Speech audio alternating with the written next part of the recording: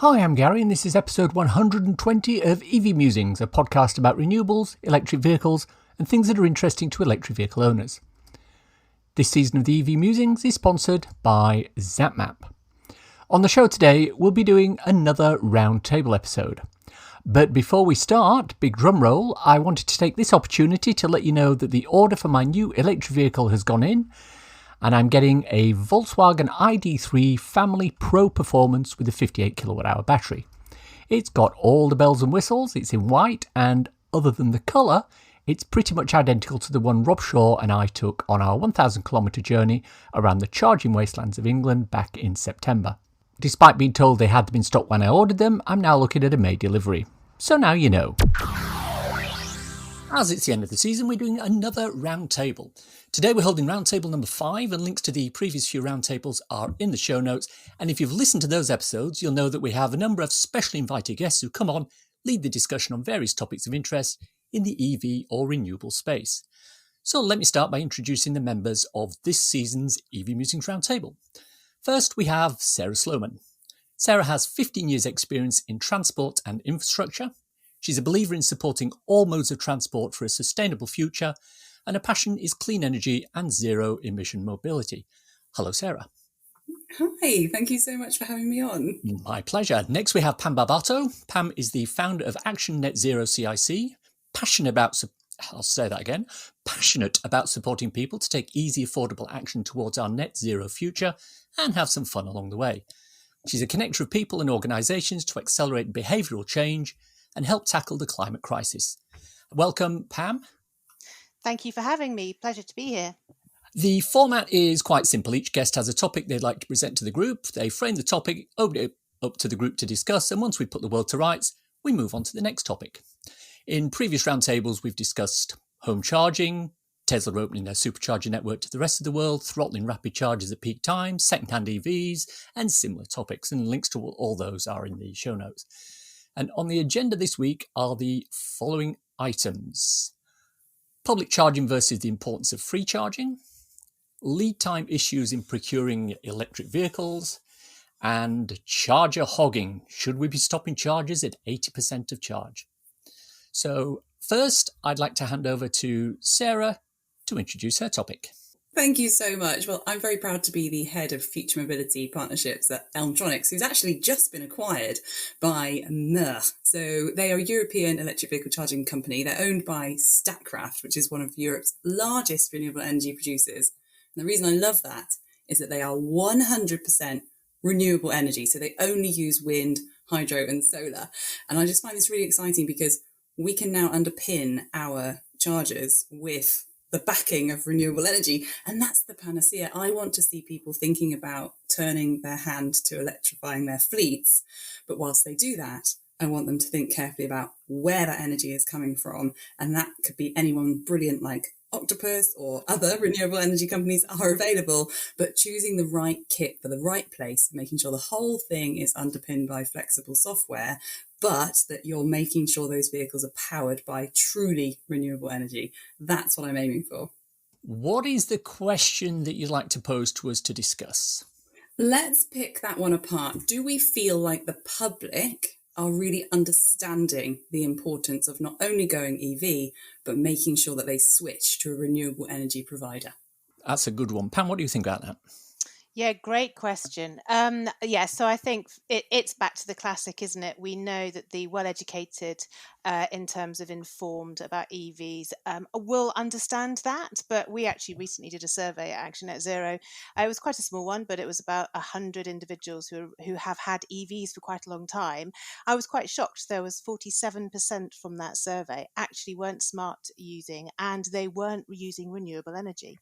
So I think it's really fair to say that there are people who are, the motivations for buying EVs are not necessarily around the climate crisis or renewable energy provision, and therefore that correlation, that understanding of the importance of using renewable energy to be able to deliver, I don't think is there.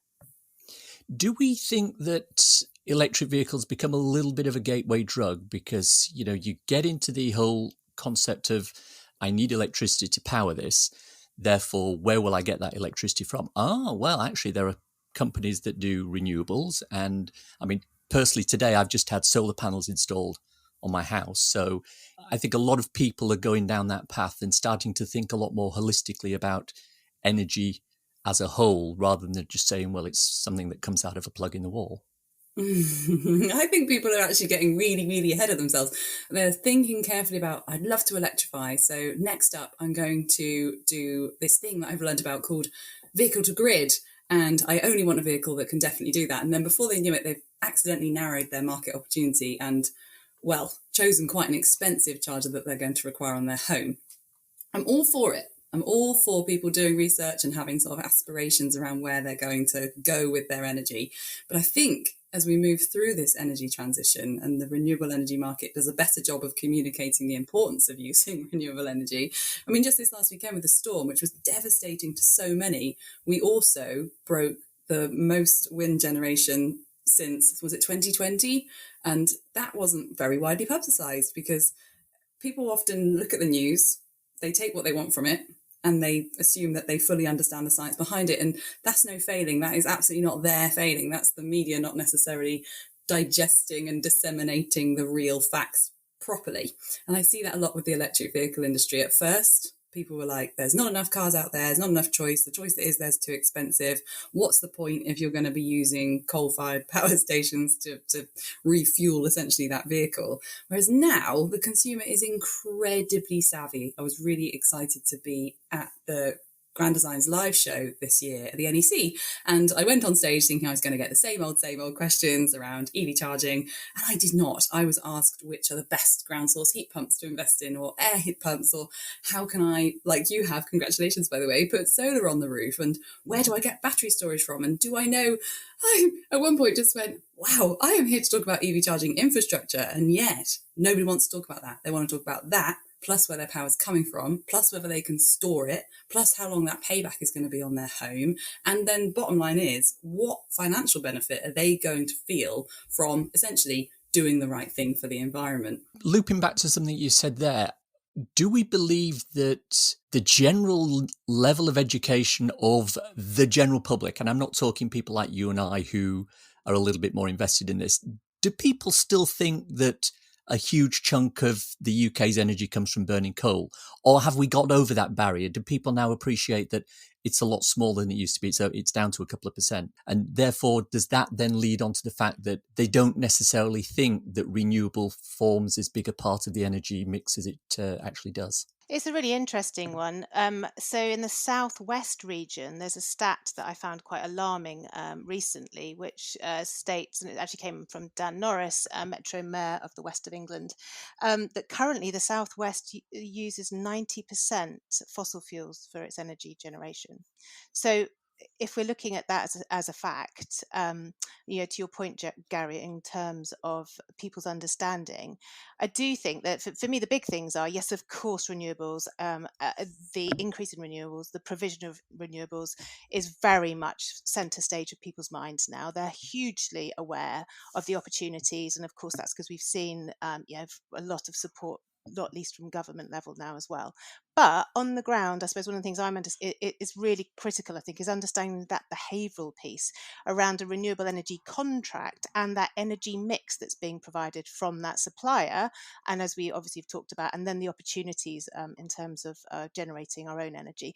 But I would love to hear, particularly from Sarah, thoughts around how that behavioural piece is actually getting to people on the ground on a community level. Because I think for me, there's still a lot of work to be done about the fact that just because you've got a renewable energy tariff doesn't necessarily mean that you are using renewable energy. And that's part of a wider educational piece about carbon intensity around the country and decarbonising the grid and all those great things that we in the know are much obviously more aware of than others. So true. We always need to go back to that whole reduce, reuse model, because I know you can't reuse energy. I'm not suggesting that, but I think that ethos around behaviour change, where when recycling was more widely accepted and things like plastics were suddenly allowed to be put in with the recycling, people went completely nuts thinking that it was totally fine to buy whatever they wanted because it gets recycled, rather than sticking to those sort of principles around really essentially using your electric vehicle less if you can, because it is still energy going into that vehicle that could be, powering homes or lighting streets. But I wonder, I've got a thing I like to call pub chat, which means if you're down the pub, and I wish we were face to face right now, but COVID doesn't allow, and you listen, you just listen to the conversations taking place in the room. And if you hear somebody talking about electric vehicles, the misinformation that happens is quite alarming. And I think we need to be careful of the word education, because people feel educated. They've read something or they've talked to someone very clever who said something. But what we really should be doing is this kind of awareness raising, almost triangulation of information, so that it's not just one source all the time. It's not just Facebook making someone feel educated on the subject matter. I think that's what people like Graham Cooper, Lorna McAteer from National Grid do so well, because it's their profession, they're doing it every day, and they are excellent at disseminating an otherwise complicated conversation and putting it on social media where it makes sense to someone. And Action Net Zero, Pam, credit to you for everything that you've achieved this last year, making sure that people of the Bristol region understand the importance of moving away from internal combustion engines and into EVs. But you're right, I really feel the missing piece of the puzzle is definitely the energy companies being held to account for their confusing use of language. Is it renewable? Is it clean? Is it green? What does that really mean? What happens if we can't get you the renewable? Are you flexibly energy trading? What's happening to the energy coming into my house and where's it coming from? It's really hard to explain that to people who don't know where to start. And I think it's a bit cheeky when some suppliers say we are a clean energy tariff, because there's a nuclear in that mix. There is permission for energy trading within that mix, and it just doesn't put the sort of power, pun intended, in the consumer's hands to really truly trust what's happening when they switch to an energy provider. I think that's really important as we move through the next sort of 8 to 10 years, that we start to hold people to account. I think that's why I'm so proud of MER, who is now our owner, and we've been acquired by them, because they're just hydro, wind and solar. That's it. Yeah, I think Graham Cooper sums it up so beautifully, doesn't he? I mean, I think recently I was having a conversation with him, and he came up with a nugget that just sticks in my mind, which is if we can just get people to appreciate the consumption around energy and thinking kilowatts rather than obviously switching things on or charging or not charging, and get them to understand the value in those kilowatts, which to me it goes back to the basics of sustainability. It's the elephant in the room is consumption, isn't it? So if we can start to address that use of consumption, is do you really need to be having that on, and to really start thinking about energy as a precious source, one that we really need to value, then I think that starts to address some of those behavioural issues, and hopefully puts the power in individuals and businesses' minds for them to actually ask those really important, pertinent questions about where that energy is coming from, so that we can break through some of the use of words, as you say, Sarah. Indeed. Clean, it is about taking a step backwards, though. Like, my parents haven't got a clue where their energy comes from, and I've really tried to help them figure that one out. But what they do that I do not, is they go around turning the thermostat down. They don't have lights on. They burn one tiny stick at a time that they got from across the field. They really conserve their energy because that's how they were brought up. Whereas I was very lucky, had a very nice upbringing, wonderful sort of 80s estate, nicely insulated house, all that stuff. And I have grown up being a little immature with my energy consumption. I want to dial that back. I want to make my family aware of saving those kilowatt hours, making sure that we're not even using them. And that applies for EVs as well. I'm a big public transport advocate. That I want to make space in our congested towns and cities for essential electric fleets to actually get through and not struggle with profitability when the streets are so clogged up they can't do their deliveries. I want that. I see this wonderful smart city that moves freely and people are given choice around their mobility options. And e-mobility plays a huge, huge part in that, particularly for clean air. And whilst an electric vehicle is great for clean air, I do worry that people who used to take the bus are going to go electric because they're being peddled a message around it being the best option environmentally. An electric bus would be a better option environmentally. So I want to see people conserving that energy more than just sort of subbing it out for a renewable energy alternative. A bit like the recycling example, we saw people increase their plastic consumption because they thought, never mind, it will be recycled. If people suddenly think, it's fine, it's renewable, I can use as much as I like, then we're going to be in a sticky spot. Let me loop back to part of the conversation that you just had there, which is on the whole topic of clarity from the energy suppliers, because I think the word that we're kind of circling around here but not saying out loud is greenwashing. And that extends out to things like electric vehicle charging, because in theory, all the electric vehicle chargers in the UK at least run on renewable energy. But then you look at someone like Shell, who have the Shell Recharge network, and they use, what do they call, RECs, renewable energy certificates? REGOs, yes. Mm. And, my understanding of that is, well, it's not necessarily that they're using renewable energy, but they're buying the carbon credits from somebody who is using renewable energy. So is that a form of greenwashing? Is that something that your average member of the public would A, understand, and B, appreciate? Even the phrase needs a definition. So greenwashing itself is about marketing strategies. So this is where a company will put forward a kind of ecological argument or product that sort of makes them look good. So it's hiding, basically. So it's like, these are the 90% of things that we do that are really, really terrible, but look at this 10% of things that we do really, really well. And greenwashing in that way can be quite persuasive. Yeah, absolutely. I'd agree.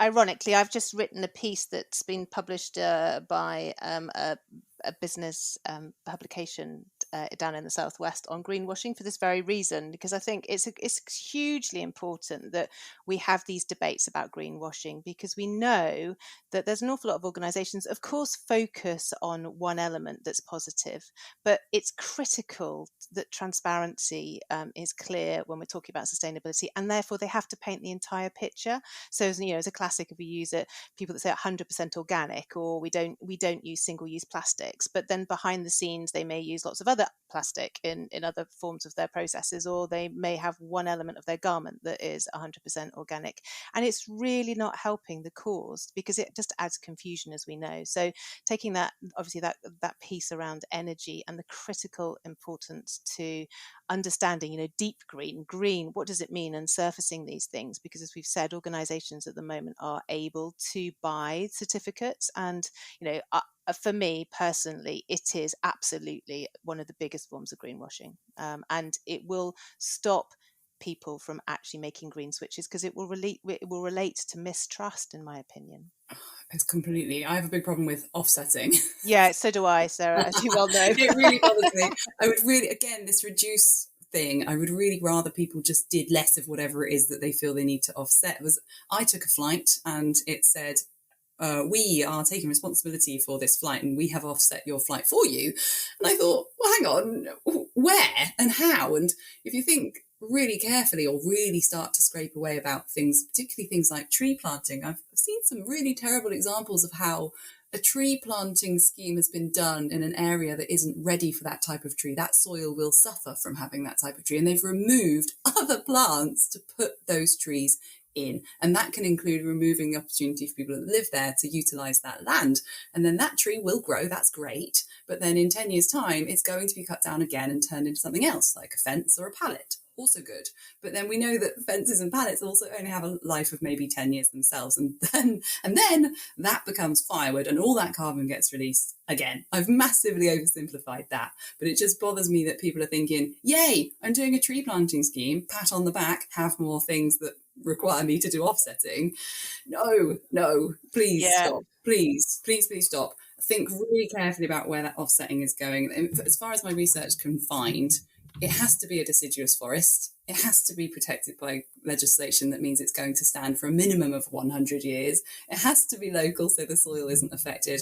And ideally, it actually wouldn't be that at all. It would be something like sea algae or pollution control. Or peatlands. Totally with you, Sarah. There are so many things that sequester carbon in a much more efficient way that if we focused on those, but it goes back to the role of greenwash, I think, in terms of marketing and how people consume, a feel-good factor almost. And so I completely concur with your point about the tree planting piece.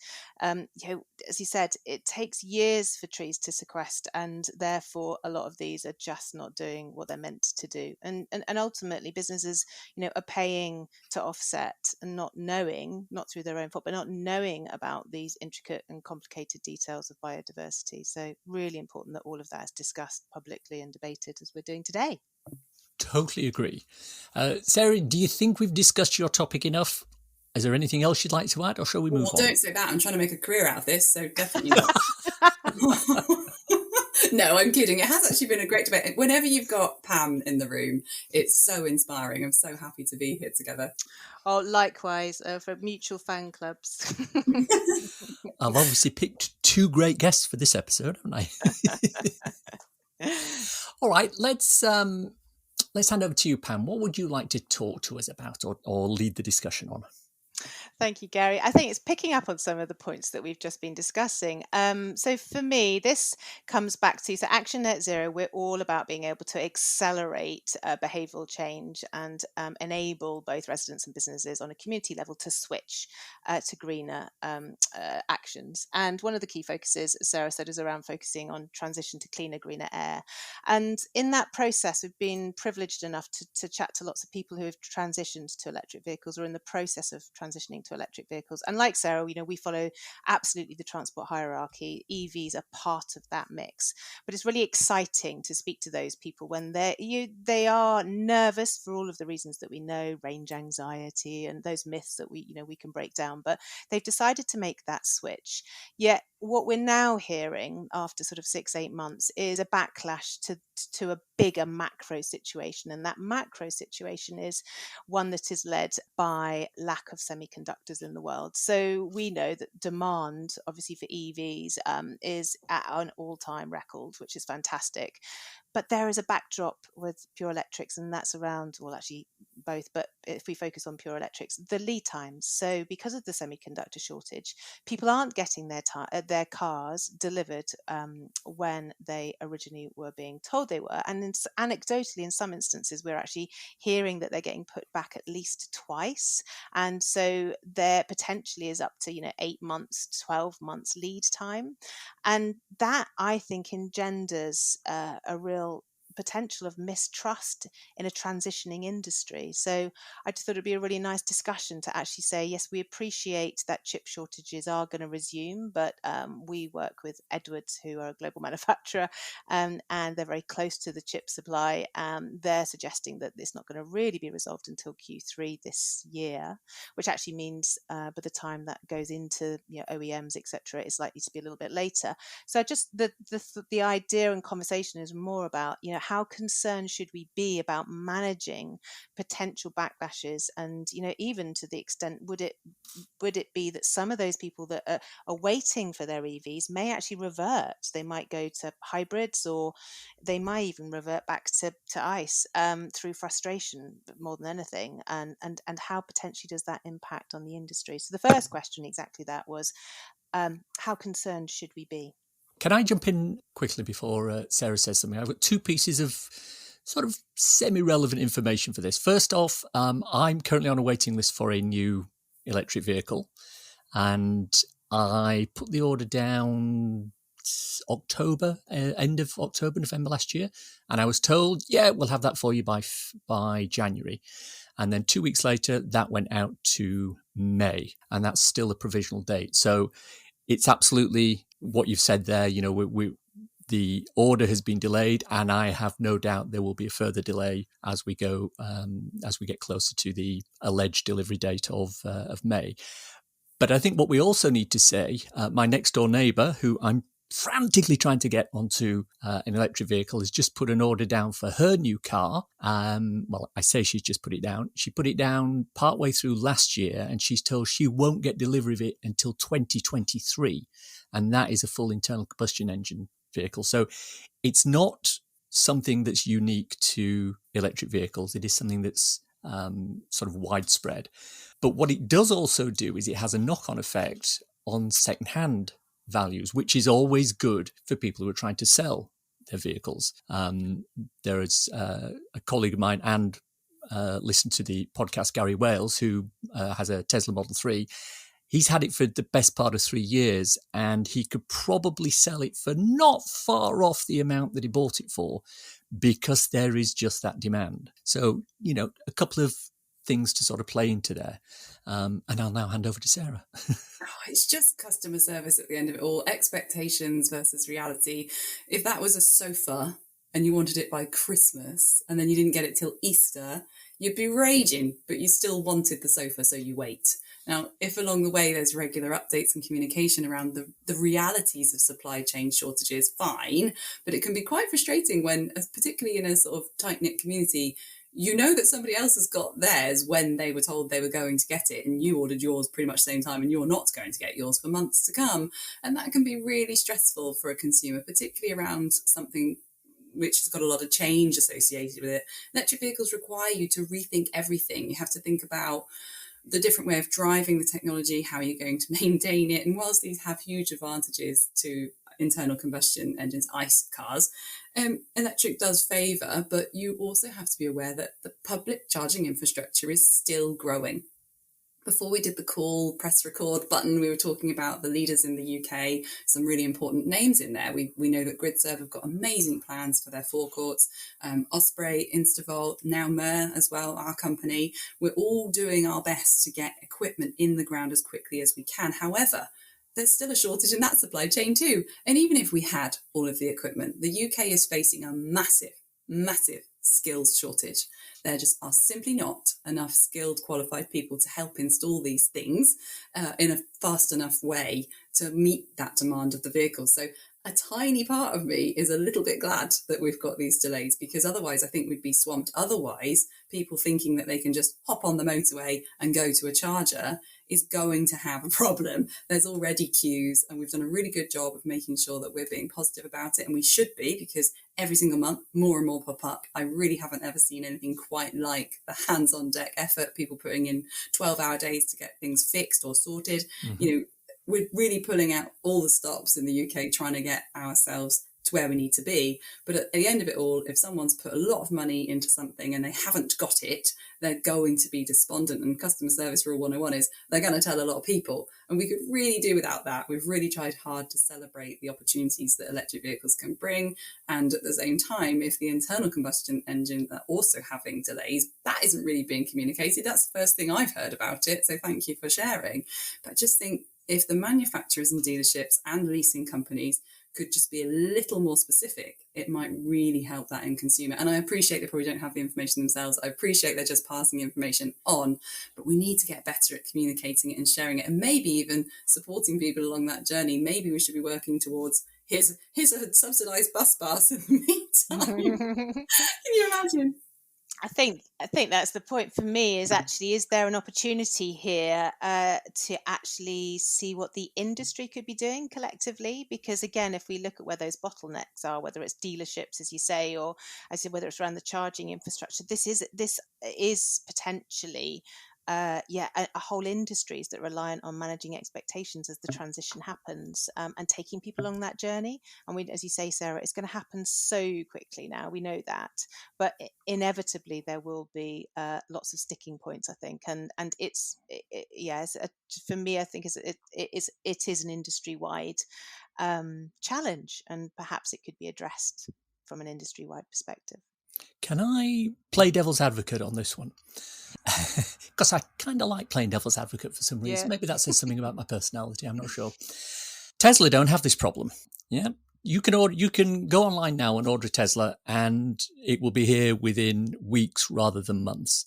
And okay, they've obviously done something different to the legacy manufacturers who are having the problems. But another sort of tidbit of information to throw in there, and you're probably aware of this. Jordan Brompton at My Energy, when she was on the podcast, she said they've been hit by the same sort of problems that the manufacturers are having with the chips. What she decided to do is, within their company, they took an executive decision.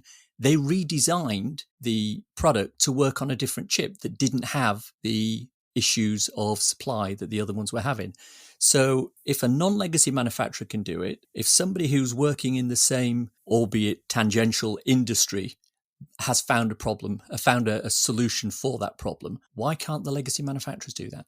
I wholeheartedly agree in terms of the fact that if you're able to be agile and you're able to address these things, then absolutely they can be avoided.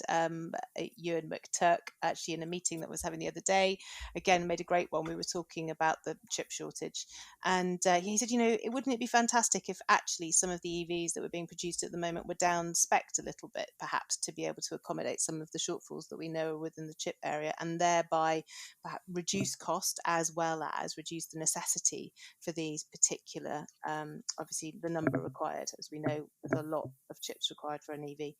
I think it's right, isn't it? It's about approaching this challenge in a very different way, which is being agile to the problem and being able to try and work around it. I think Jordan's point is a fantastic one, that she has had they as an executive team have had the foresight to do so well ahead, and will be able to ride this out. Yeah, absolute legends. Hats off to them at My Energy. And also, let's think about Britishvolt. Have you heard about this? So they've been given the Planning Commission, the go-ahead, the spade in the ground. Everything's playing in their favour, where they're going to be making batteries essentially for electric vehicles, but obviously other component parts too, in their huge factory in the northeast. And the bit that I really like about that is the factory is also able to maximize use of the direct line under the water sea cable to Norway. So they're using fjord generated hydropower to power the factory that's making the British electric batteries. That's one example of our innovation. In Cornwall, we have the Cornish lithium investigations going on, huge amounts of money being put into that research. But just imagine if that comes off as well. So we're trying desperately to reduce the number of precious metals required in an electric vehicle.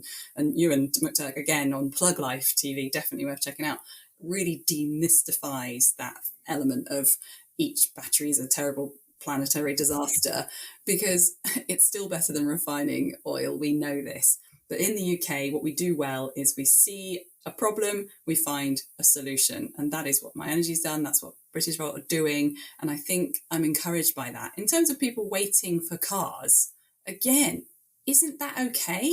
I mean, you're getting an amazing piece of equipment that's going to last you a long time. And it's something that is a huge luxury in life, to have an individual car that you don't have to share and it's entirely yours. And Tesla have got problems. Of course they have. You've only got to go on Twitter to see how many people are waiting for the Model Y who were told December, that was January, February, March, and who knows if it even is going to be March. So even the giants fall down. And I just think humans in general have got incredibly impatient, and we should really start to value our technology. And that means waiting for it, like a roast dinner. The only thing that I would say against that is, I mean, at the moment, I'm driving an electric vehicle. So if I have to wait another 6 months for an electric vehicle, so be it. But if somebody's driving an internal combustion engine vehicle and they're having to pile pollutants and particulate matter out the back for an extra 6 months, 8 months, or a year, or however long it takes for the EV to arrive, that's not good. No, that's true. No, agreed. And I think this is where, just on the community level, being able to manage that, the excitement, it's new tech, it's exciting, and yeah, I think that there is a danger. There's a danger that if we don't manage those expectations, and it goes back to all the great things, training and as you say, Sarah, really good customer service, tick tick tick. But I think again, it's back to this issue needs to be really addressed. And yeah, I agree. Managing people's expectations, in a perfect world, people should appreciate their car, but I just think quite a few human nature, frustration sometimes intervenes. It was definitely one of the best things about last year. Well, it's happened a couple of times actually. I got rid of my car and I was waiting for my electric car to come, and then the same thing happened again. I got rid of one electric car and waited for another one, and so I had 2 to 3 months in between each of those vehicles. And I reached out to the community. I put messages on Facebook. I sent messages around the school saying, is anybody going anywhere near Bristol? I could really do with the help. I've tried cycling. It's not working for me. It's too far, too dangerous, whatever, because it's actually the best part of 30 miles on very twisty rural roads, and I didn't have my electric bike at the time. And people were great. oh wow, they were helpful. They were dropping me off, they were taking me to train stations, and they didn't care, they liked it. We made some really strong friendships in that process. There's people in the village that I live in that I wouldn't have had any interaction with, and then that need of needing a lift or wanting to buddy up with someone so I didn't have such a long cycle ride was just a gift in itself. And it just reminded me that sometimes we need to just slow down a bit. And I know it's frustrating, and it is, you're right, it isn't good that people are continuing to drive their diesel or petrol whilst they wait for their electric. But maybe in my flippant joke around giving a subsidised bus travel wasn't that bad. Maybe to fill the gap, we do encourage people to think carefully about how else they could be incentivised for their inconvenience if they've had an inconvenience. Or maybe we just be realistic about the fact this is an amazing piece of kit and you do have to wait 6 months. But in that time, have you thought about this? And if you did this, this might be the benefit that you experience. And that whole rhetoric around we can't just replace every single internal combustion engine with an electric vehicle comes from the fact that public health, we're still going to have congested cities and people who aren't moving. They're sitting in their beautiful electric vehicle to go and sit in their office, and then the same reverse to go home. And this is really why active travel gets backed by government, because it alleviates pressures on the NHS through people that can really enjoying elements of active travel. And that's where e-mobility has helped so much. Electric bikes, electric scooters, and of course on the transport hierarchy, electric vehicles and electric buses as well, because you know that even if you get the bus, you're still going to walk an extra 1,000 steps than you would have if you took the car. So I really want to see people thinking carefully about this in a holistic way. Great that you want to go EV as a private car use owner, remembering though that we have to prioritise fleets. Congratulations to Mighty today, who have smashed their target. They were supposed to have 30% electric vehicles on their fleet by March 2022. That's 2,000 vehicles, and they've done it now. They did it at the end of January. So instead of just going, aren't we great? They've actually upped it. They're sticking with their March 2022, but they're going to do 35% of their fleet by that time. Oh, and so the other thing that people forget is when they order their personal vehicle, it's not so much that there's a shortage in the whole world, it's that it's being diverted in a good way to essential vehicles, so fleet vehicles. But even then, it's a struggle for people to find the vehicles that they need and want for their fleet. Picking up on something you said a few minutes ago, Sarah, who is it incumbent to educate people who are waiting for their electric vehicles that there are alternatives? Who has that responsibility to say, have you tried an e-bike? Have you tried car sharing? Have you tried X, Y, and Z? Is that a government responsibility? Is that a local responsibility? Is that something that people like you and I need to be doing? I think we are doing it. You know, I work for an electric vehicle charge point installer. We want people to drive electric. We want people to use our machines. We also want people to know that there are other options available. And one of the reasons I think it's so important to share these messages is because the government can't do everything. Everyone always says, oh, the government this and that and the other. I think if private sector were to appreciate that, they would create a sticky customer.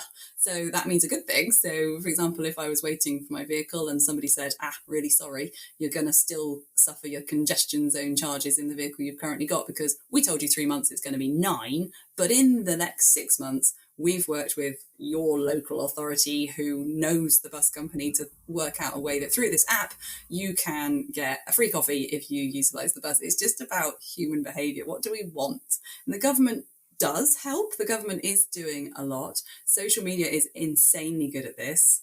And I think the responsibility, there is no incumbent, but I think the people who are getting it in the neck are the ones who took the order off the customer. So it's kind of, in a way, in their best interests to not annoy that customer, because everybody has rights. You can pull out of these orders. It obviously costs you a bit of money, but that's not what the dealership wants. That's not what the lease co wants.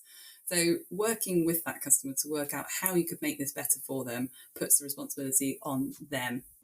I think it's a shared responsibility, which ultimately is how we're going to tackle the climate crisis. You know, I'm going to look at it from a holistic perspective because I think it's about actually understanding it's a brave new world that we're entering into to be able to meet the net zero targets that we have to. So going back to Sarah's piece about mobility, you know, we have to be really inventive about how we inspire people to mix. You know, we've got so many good micro mobility, as Sarah said. You know, wouldn't it be lovely to be able to link with an e-bike, with your bus, with being able to have, obviously a ticket that actually was able to connect all of those things and reward you, but then still have an EV, but maybe lift share with it. I think it's about looking at things in a much more connected way and understanding that if we're going to change those behaviours, then we need to support, and that support is going to be required by looking at things in a brand new way and not being quite so single focused on any one part of the transport hierarchy. As we said, it's about that mix, isn't it? I'm just looking at the moment at a tweet from a user called eBike Tips, and it's sort of linking together two things we've talked about, which is alternate means of travel, such as in this case the train, and electric bikes. And Caledonia's Sleeper Network have banned electric bikes on their trains, which is one of those things that doesn't seem to make sense. Apparently they're scared that the batteries are going to explode and set on fire while people are asleep, but they don't mind laptops and other things that have got batteries on there. It's just e-bikes. But that shows sort of a lack of joined up thinking. If you're trying to promote alternate means of transport that aren't 2, 3, 4 ton cars with one person in, and yet you're not allowing an e-bike to go on a train, it's kind of shooting yourself in the foot, isn't it? Yeah, I think that's a fantastic example, Gary, of where it's gone horribly wrong, in my opinion. Because this is not going to help, is it? No. Really isn't going to help. And again, for me, it's about understanding how the research and the insight, and also in that particular case, a rigorous risk assessment, I would suggest. But I won't go into too much detail on that one. But it open-minded, perhaps. Sarah, what do you think? Yeah, I didn't know about that. That's actually quite vexing. Yeah. But so when you started speaking, I thought you were going to say that they didn't want them because they're very heavy, and a lot of bikes have to be put in a sort of upright position on trains to make sure that they can get multiple bikes on and in.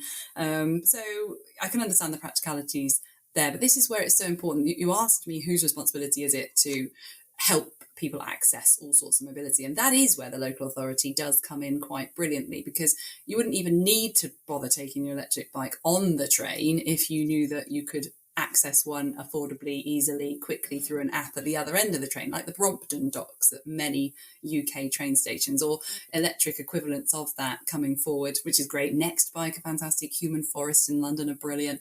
It's just nice to see people, again, finding an issue and resolving it with innovation. And underpinning all of it is usually some kind of app, so it doesn't take long before people can work out better ways of doing things. Yeah, there's a great new initiative, which is the Big Issue bike scheme that's being come to Bristol, which is very exciting. And again, having that really lovely social cause around it. So the Big Issue have teamed up to be able to have electric bikes throughout the city. And so again, I think this is a great model. It's a great example, isn't it, of how we can inspire people to do things slightly differently. Is that a good point to bring your topic to a close, or is there anything else you'd like to add? Yeah, no, I think we've discussed it fully. So yeah, thank you. Finally, my topic. Now, I often read tweets that go along the line of, I was waiting at a charger today and the car on there was at 98% state of charge and he'd been there for almost 90 minutes and the owner was nowhere to be seen. Or, I asked this guy how long he was going to be and he said, well, the car tells me I'll be an hour. And then I checked and he was wanting to charge to 100%. Why? Now, we all know that the last 20% of a charge can take as long as the first 80%. So in theory, users will be better served jumping off a charger at 80%, freeing it up for others, moving on to their next charge stop, where they'll get a quicker charge speed. I even tweeted a few weeks ago that one solution would be for all rapid chargers to stop automatically at 80%, and the owner would then have to physically elect to continue the charge by getting out and restarting it.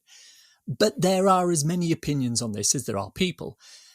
I've had discussions about solutions for this, about how it's up to the driver of the car, about how other people should know what their charging intention is because they can then make their own decisions, about how it's wrong, for example, for someone to approach you or your charger to check out the charging station, the whole gamut of reactions.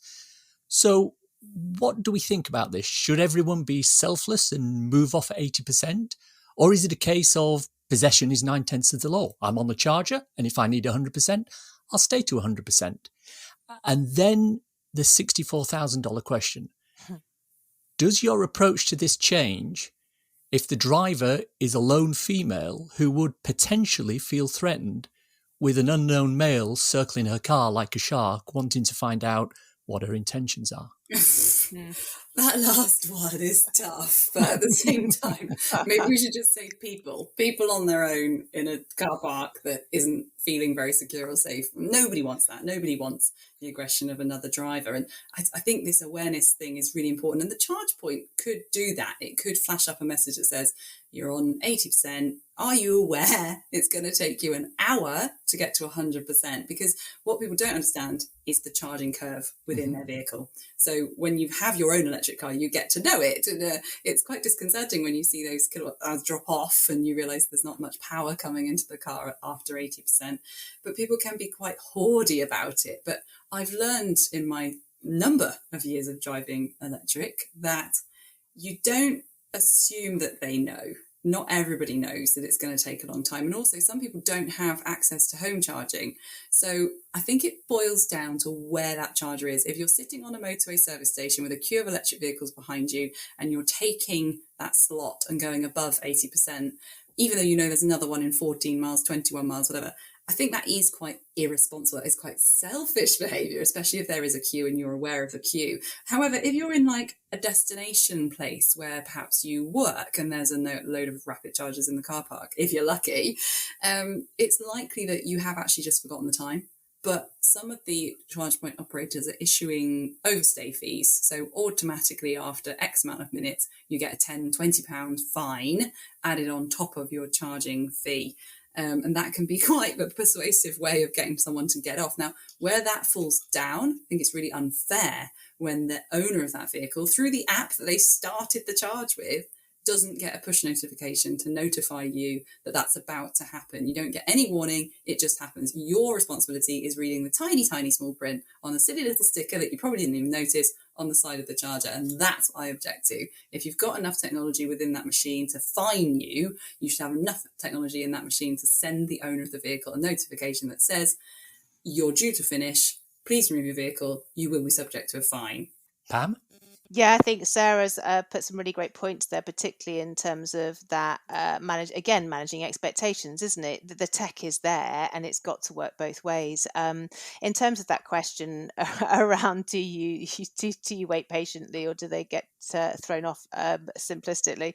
I don't think they can get thrown off, and I think this is exactly right. Back to Sarah's point, I think it is about the fact that we need to make sure the systems are addressing what the challenges that are being thrown up. And we know that the systems, in terms of the charging systems, they are going to have to factor in the variety, obviously, of cars that we've got out there. And until there's less variety, this is going to be a problem. So, yeah, I think it is about the tech leading here and the ability to be able to give really good communication, perhaps before that penalisation is put in place. As Sarah says, that seems to be a bit counterintuitive. Yeah, and the user. So I wished the other day, when I don't have access to a home charger, perhaps I'm on the road for the whole week, which isn't actually unusual. I was so desperate for a charge. I was on 4%. It was 1 degree. The charger showed as available on ZapMap. A diligent EV driver will always check ZapMap to see if the charger is available. And when I got there, both chargers were only kicking out 22 kilowatt, not the advertised 50. Both were in use, one by a very important fleet vehicle, so it was a van, branded van, and the driver had no intention of moving off, even though they were ticking away at sort of 83%, 84%. And I explained that I was desperate. And the response was, well, essentially, I need it more than you. And because he was working that day, as was I. But it just quickly became obvious to me, despite the fact there was also e-Peugeot, there was my e-Nero, there was an iPace and another iPace in the same company, all of us waiting for this charger.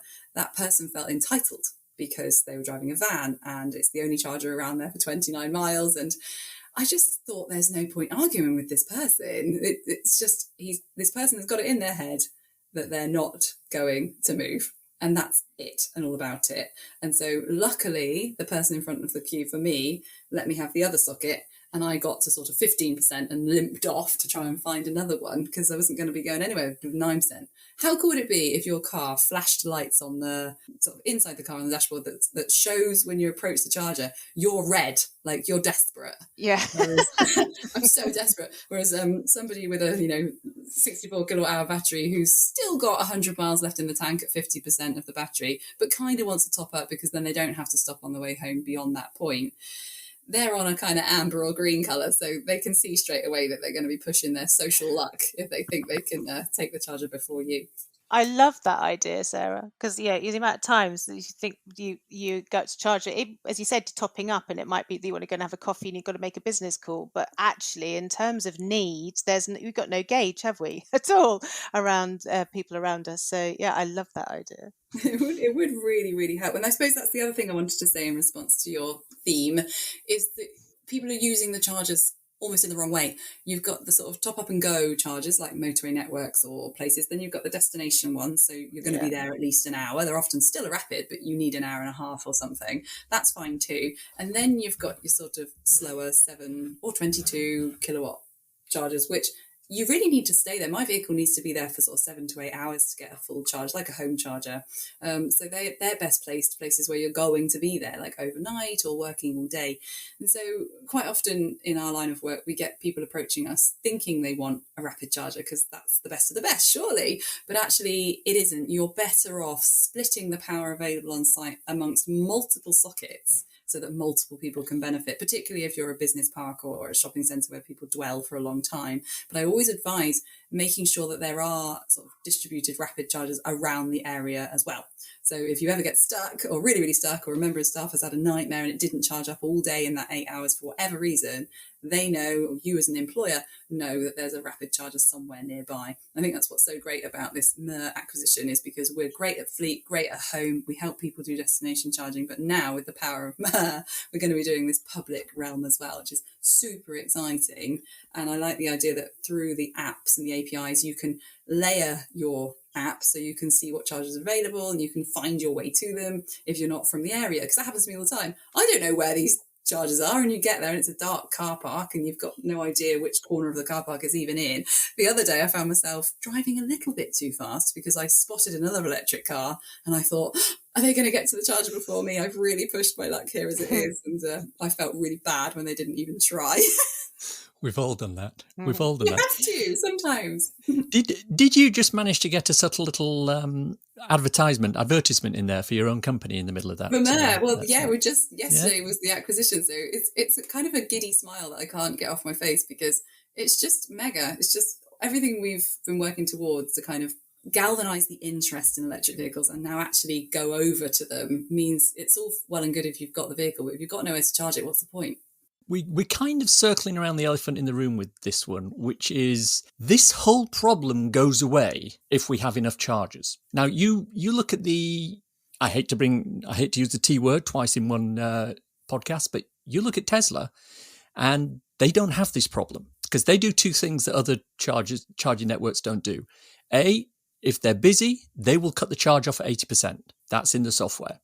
And B, they put 8, 10, 12, 14, 24 chargers in so that even if they're all busy, the maximum you're usually waiting there is like 4 or 5 minutes.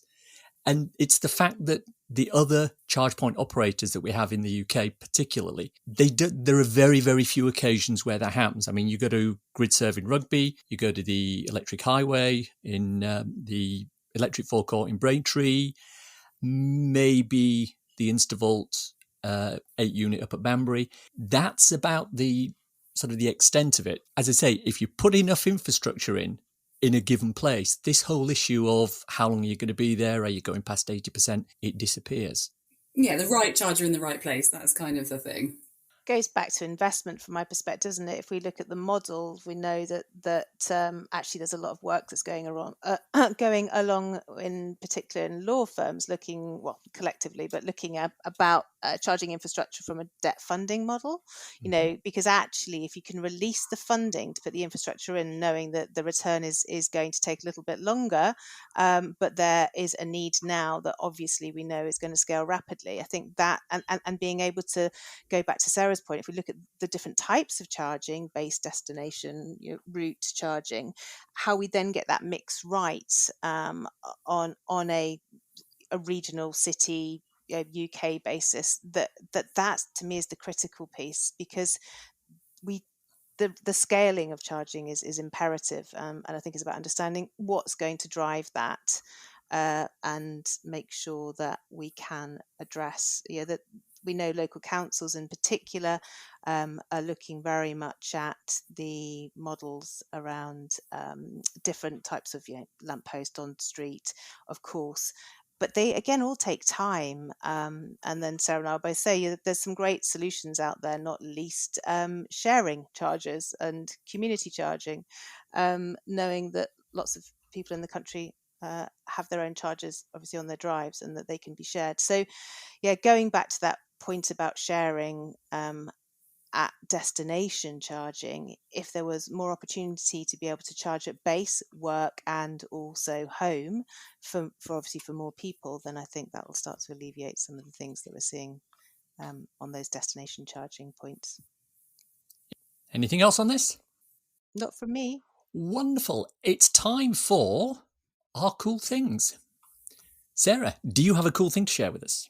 I've shared mine the whole way through. I just think it's so important to hit the message home around underpinning everything we're doing with electric vehicle charging and making sure that renewable energy is what's powering it. I think that's the message we need to get out there, avoiding the word education, because people do already feel educated. They're not saying things because they feel silly, but raising awareness around multifaceted issues and making sure that there's somebody out there. And it's kind of us. We're trying to do it now on these podcasts, trying to help people to see the different sides of the argument and making informed decisions rather than one source of information around renewable energy.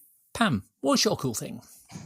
Mine's completely, so it's called, so it's my cool thing is fusion solar systems. So the reason that I've identified this is, we know installation of PV installation, going back to the energy conversation, is clearly on the rise, huge acceleration. There's a really great piece of tech that's been developed by Huawei and FutureLec in an exclusive deal where they provide a fusion solar system which uses intelligent technology, and ultimately that optimizes the use of the sun's energy. So if you imagine you've got 6, 8, 12, whatever it is, panels on your roof, and the sun, as it moves across the sky at different points of the day, it's not, some of those panels aren't being used or optimized in the best way. So actually this piece of tech enables that optimization to happen so that the rest of the panels can accommodate, which I just think starts to show how exciting the tech is in terms of harnessing that sun and being able to use it the most efficient way. They've also got, which we know on a more serious note, solar power, so PV installation comes with risks, and one of those, of course, is around fire risks. And they've also patented an arc fault circuit interrupter, and that actually recognizes faults, and within half a second it actually alerts any homeowners, or indeed, obviously from a business perspective, managers instantly. And I think it's a cool piece of tech because it's a massive step forward in terms of risk management and also optimization. Excellent. My cool thing relates to self-driving cars. We've heard that Tesla's looking to create full self-driving software and install it on their various models, and testing's underway on that. And I mean, there's a whole discussion about whether testing something like that on public roads with general members of the public is something we should be condoning or not, but that's a discussion for a different time. But while Tesla's been getting all the headlines, a company called Cruise is already running full self-driving vehicles for ride-hailing services in San Francisco. The ride-hailing service runs genuine driverless cars based on Chevy Volts. They don't even have a safety driver behind the wheel. There are caveats, though. The vehicles only operate during the day. They only operate on certain areas and streets within specific neighborhoods. And for various legal reasons, they can't charge anybody, charge as in ask them for money for the rides yet. One of the reasons they're able to progress a little bit quicker than Tesla seem to be doing is that they've opted to use LiDAR rather than cameras. Elon Musk seems to have said, I'm not using LiDAR on my vehicles. So that, I believe that's slowing him down because they put LiDAR onto these Chevy Bolts. they've been able to bypass some of the issues that the Tesla full self-driving has encountered. Would you get into a car that didn't have a driver? Not sure I would, but it seems to work well for cruise. So there we go. Links to all the cool things will be in the show notes. Many thanks to my two guests today. This has been a very interesting discussion. It's been nice to see different points of view on these topics. Check out the links in the show notes for social media connections and websites for Pam and Sarah. Between you and me, I can see at least one and maybe both of them coming back as guests in their own episodes next season. But, we'll sweep that under the carpet until I've managed to have individual discussions with them. So thank you very much, ladies. Well, thank you. Thank you so much. Thank you. The EV Musings podcast is sponsored by ZapMap. ZapMap is the go-to app for EV drivers in the UK. Use it to search for available chargers, plan electric journeys, pay for charging on participating networks, and share updates with other EV drivers.